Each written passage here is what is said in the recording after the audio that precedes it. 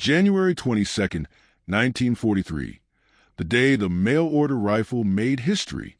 The jungle was breathing, not with wind, because in the dense groves west of Point Cruz the air barely moved, but with insects, birds, distant artillery thumps, and the slow, suffocating heat that wrapped itself around everything.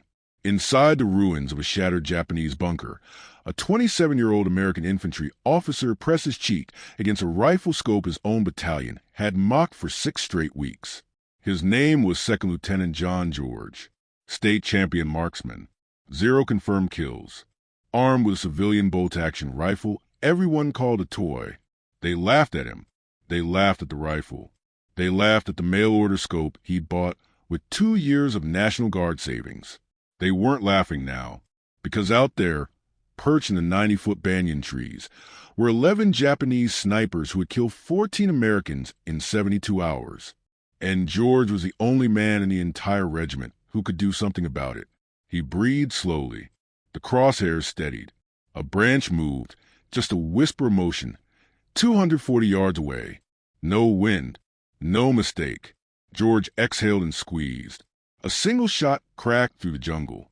A Japanese sniper dropped like a stone from the canopy. It had begun.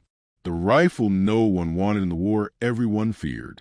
When George unpacked his Winchester Model 70, back at Camp Forest in Tennessee, the armorer had laughed and asked, "Planning to hunt deer or Germans?" The Garand dominated the U.S. Army. 8 rounds. Semi-automatic.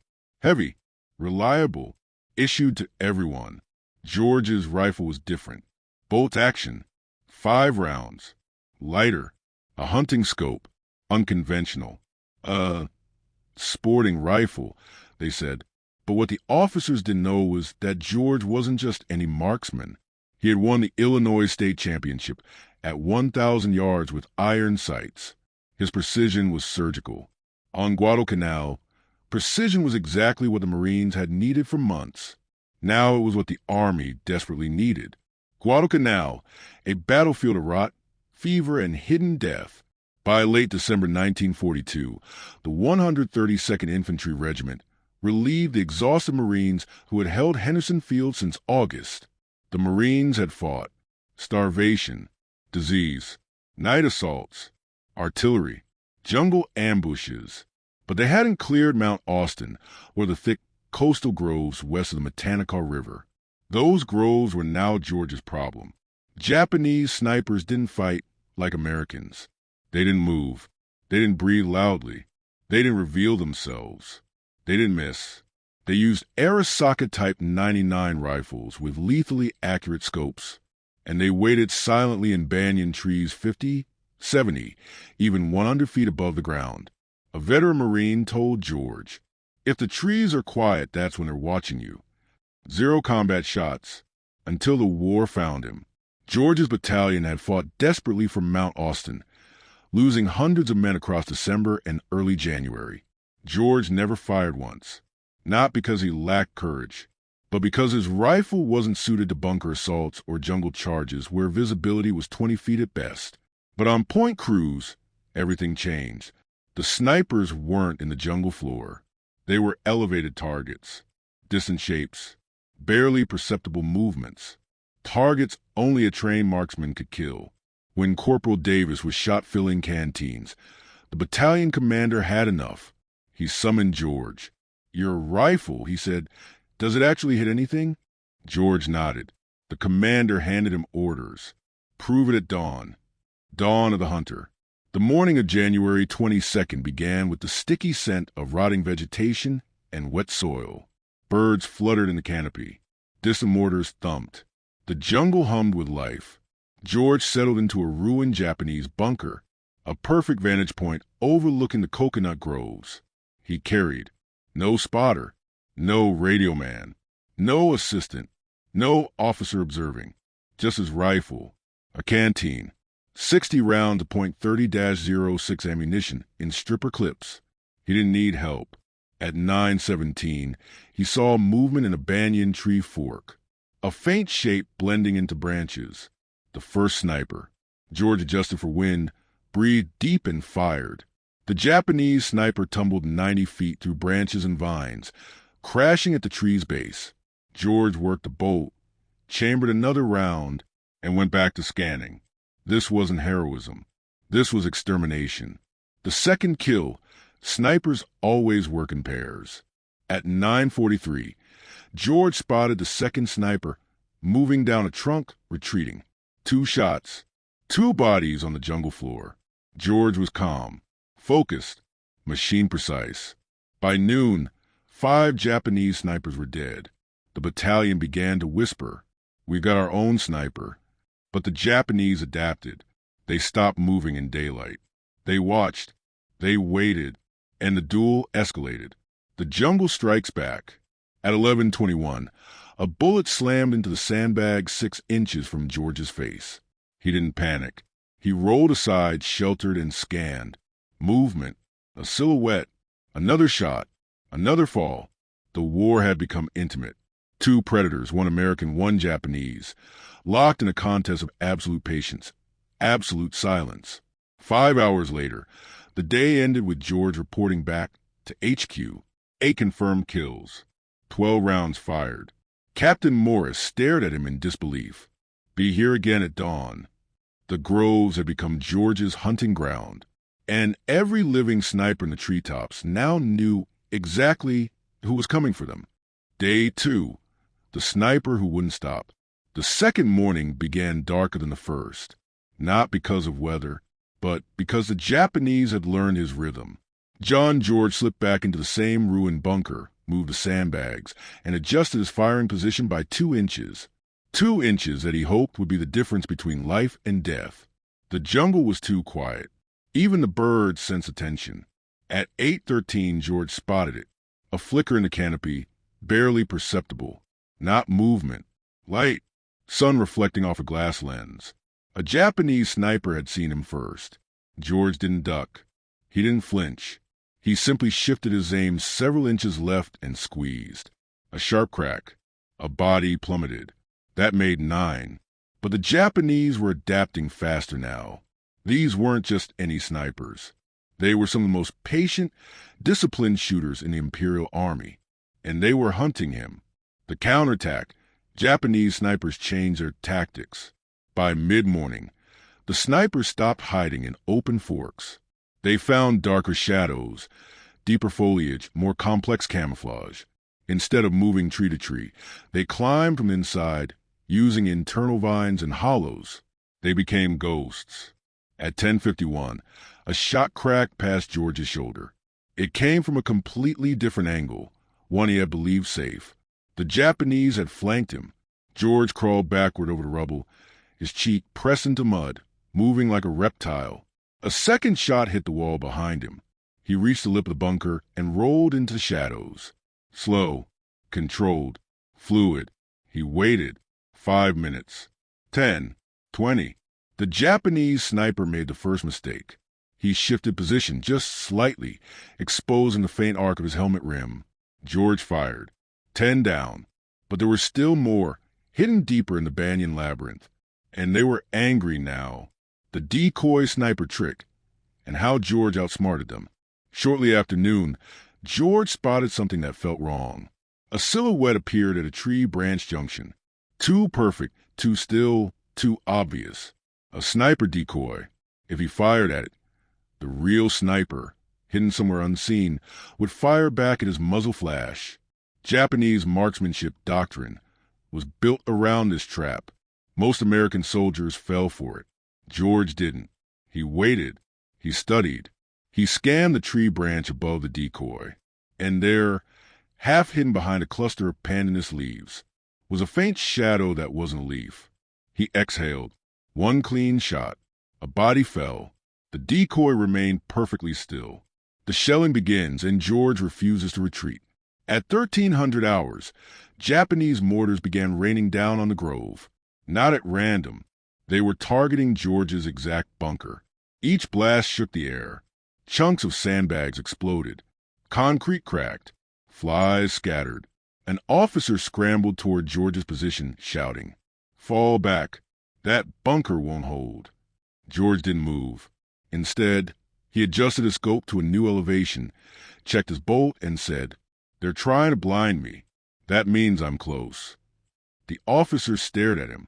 The man with the mail-order rifle, the man mocked for months, was now operating with cold precision under artillery fire. The shelling continued. George stayed. And when the mortars finally stopped, the jungle went dead silent. Too silent. The snipers were repositioning. The most dangerous target, the master sniper. Among Imperial Japanese forces, elite snipers did not reveal themselves with reckless shots. They studied the battlefield for hours, sometimes days. George sensed he was now being watched by such a man, a master sniper, as Marines called them, the type trained since childhood to hunt in trees. At 15:07, George noticed a strange bulge on a branch 30 feet above an old termite nest. Not an animal, not bark. He shifted slightly, just enough to provoke a reaction. A single twig snapped. George fired instantly. The figure collapsed sideways, tangled in vines. 11, the number that battalion intelligence had predicted. He had cleared the grove, or so he thought. The night when fear takes shape. George left the bunker at dusk, exhausted, dehydrated, his uniform soaked in sweat and humidity. The battalion welcomed him back like a savior. Even the men who mocked his rifle now stared with awe. But George barely slept. In the jungle, nighttime wasn't stillness. It was chaos. And the Japanese snipers who remained were not giving up. At 2:40, a shot rang out near the battalion perimeter. Then another. Then silence. Someone was probing defenses. Someone who had watched George all day. Someone who had not yet revealed himself. The 12th sniper. He wasn't supposed to exist. But he did. And at dawn, George would have to return to the battlefield to finish what he started. Day 3. The final hunt begins. The third morning was the most dangerous of all. The battalion commander approached with a stern face. "We think there's one more out there," he said. "One damn ghost in those trees." George nodded. He already knew. He could feel it. The presence of a hunter who had studied his tactics, his timing, even his breathing. This final sniper wasn't just killing soldiers. He was aiming for George. The duel had become personal. Day 3. The ghost in the trees. The third morning felt different. Not hotter, not louder, just heavier. The jungle wasn't simply hiding the last sniper. It was protecting him. As George stepped into the grove, the air felt thick enough to chew. The shadows seemed deeper, the branches thicker, the silence heavier. This wasn't the battlefield of the last 2 days. This was the hunting ground of a master, a predator who had watched George kill 11 men, a predator who had chosen not to intervene, a predator who wanted George alone. The 12th sniper was no ordinary marksman. He was the one who waited until the last possible moment. The first shot, a warning from professional. George approached the ruined bunker again, but did not enter it. He knew better. Instead, he crawled 20 yards past the bunker, belly on the mud, moving like a lizard. He stopped behind a mound of rotting palm fronds. He surveyed the trees. Nothing. And then a bullet snapped a twig 6 inches from his head. A clean shot, deliberate, not meant to kill. A message. "I see you. You don't see me." George froze completely. Not even his eyelids moved.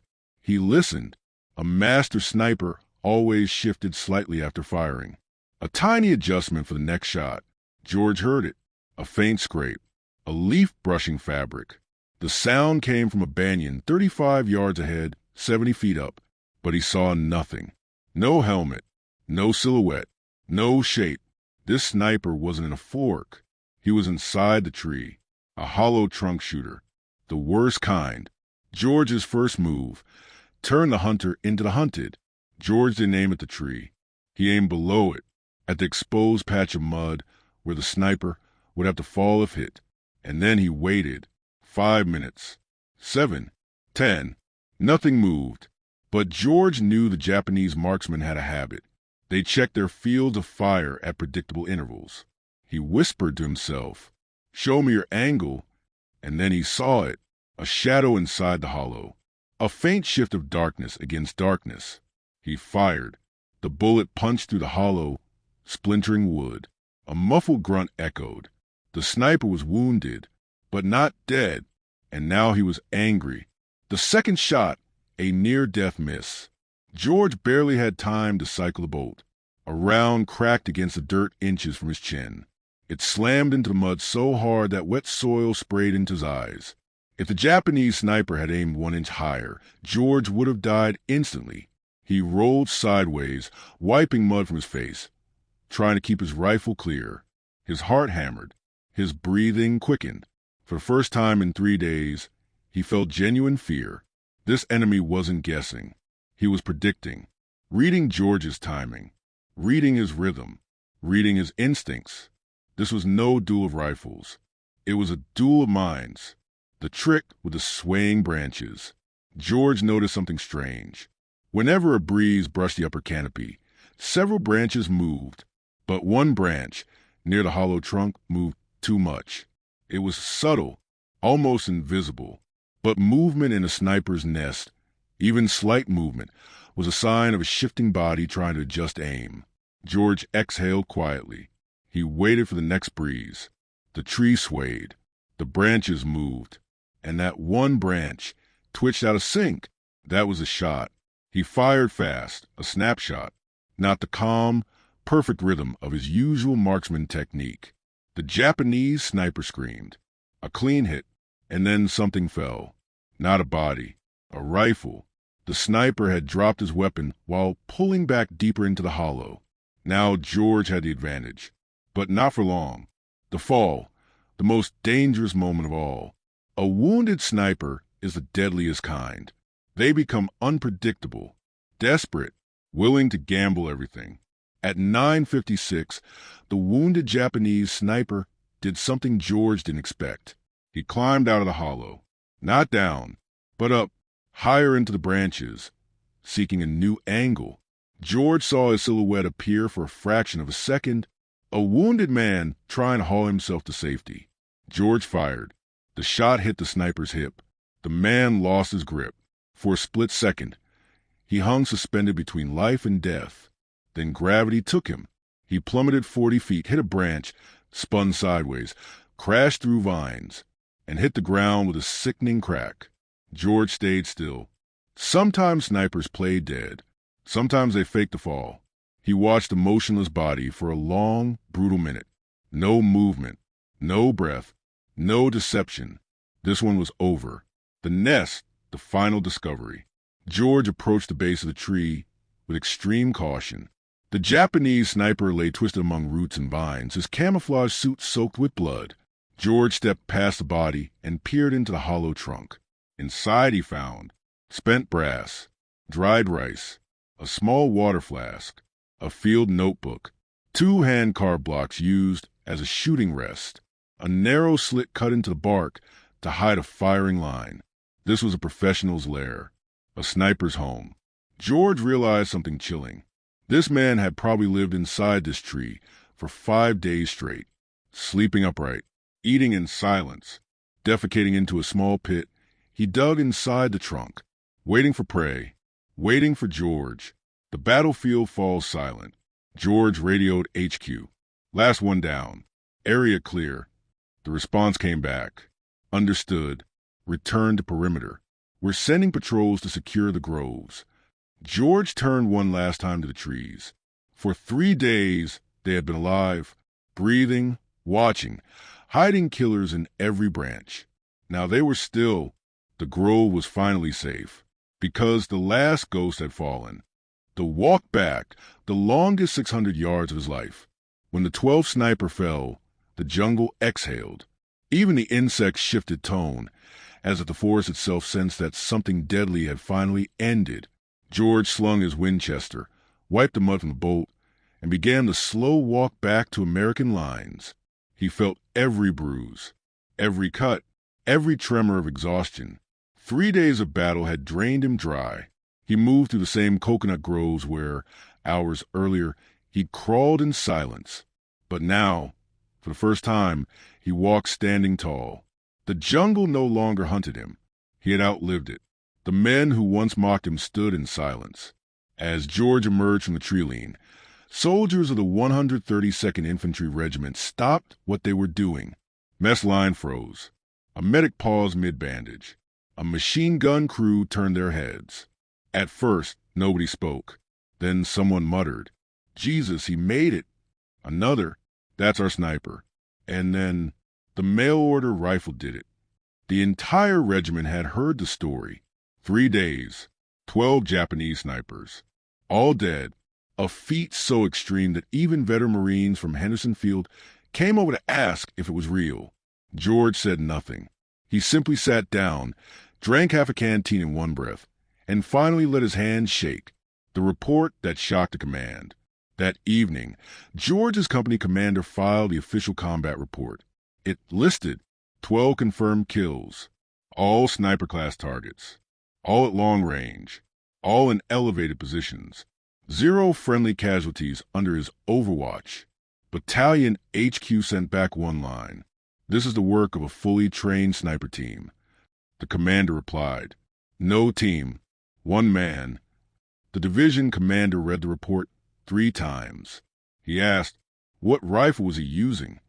The answer made him laugh in disbelief. A civilian Model 70 with a mail-order scope. The next morning, Division HQ ordered, promote him and get him a spotter. How John George became a legend. George didn't celebrate. He didn't pose for photos. He didn't strut around camp. He went right back to work, running patrols, helping clear out Japanese pockets, teaching soldiers how to spot camouflage firing positions, training new marksmen, analyzing battle damage. He refused every suggestion to switch to a Garand. He trusted his rifle and trusted his eye. By the end of the Guadalcanal campaign, George had become the first true U.S. Army sniper specialist, one of the most accurate marksmen in the Pacific, the unofficial go-to hunter of hidden threats, a living myth among jungle infantry units. But his story didn't end in the war. It only began there. After the war, the rifleman returns home. When World War II ended, George went back to civilian life. He didn't brag. He didn't chase medals. He didn't write books about glory and heroism. Instead, he wrote something far more valuable. Backhand index pointing right. Shots fired in anger. A book that is still regarded as one of the most insightful, brutally honest accounts of infantry combat ever written. He wrote about the terror of jungle snipers, the psychology of precision shooting, the reality of killing, the chaos of close combat, the truth of war as only a marksman sees it. The Army quietly studied his work for decades. Sniper school still references observations. His techniques influenced generations of shooters. His mindset became part of the U.S. Army's marksmanship doctrine, the greatest secret of his rifle. Decades later, historians analyzed George's battlefield performance, and they discovered something profound. His mail-order Winchester Model 70 wasn't a weakness. It was an advantage. Ultra-smooth bolt, exceptional .30-06 accuracy, lighter recoil, high-end civilian craftsmanship, a scope better than most Army gear at the time, perfect for long-range elevated targets. The Army had dismissed it as a hunting toy. George knew better. He had brought a precision instrument into a war where precision meant survival. The true legacy of John George. His achievement wasn't just 12 kills. It was what those kills represented. Cross-swords adaptability, turning a civilian weapon into a battlefield tool. Cross-swords individual skill, defeating elite Japanese snipers in their own domain. Cross-swords calm under pressure, surviving artillery, ambushes, and duels. Cross-swords innovation, using jungle light, branch sway, and angles to find targets. Cross-swords courage, hunting men who were hunting him. In a war of tanks, carriers, and aircraft, George proved that sometimes the outcome of battle comes down to one person, in one moment, with one rifle. Epilogue: the man the jungle could not kill. John George lived a long life, a quiet life, a life far removed from the banyan trees of Guadalcanal, but among soldiers, marksmen, historians, and the few who understand what jungle warfare truly demands. His name is spoken with a particular tone: respect, reverence, awe, Because for 4 days in 1943, armed with nothing but a rifle bought by mail, he confronted death 12 times and walked away 12 times. He turned a joke into a weapon, a toy into a tool, a man into a legend. In the end, he proved a truth as old as war itself. Skill beats steel, patience beats power, and one rifle in the right hands can change the fate of a battlefield